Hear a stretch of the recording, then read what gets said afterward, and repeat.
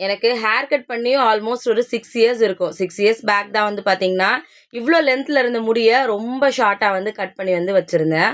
அதுக்கப்புறம் வந்து பார்த்தீங்கன்னா, இப்போ தான் ஹேர் கட் பண்ணணும் அப்படின்னு எனக்கு வந்து தோணுச்சு.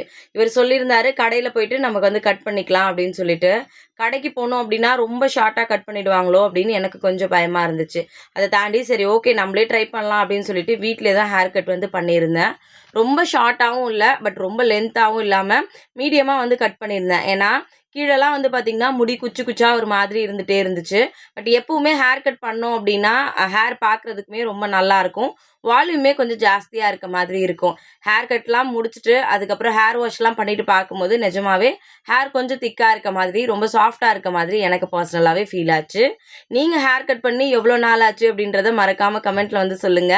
எனக்கு ஹேர் கட் பண்ணது நிஜமாவே ரொம்ப புடிச்சிருந்துச்சு.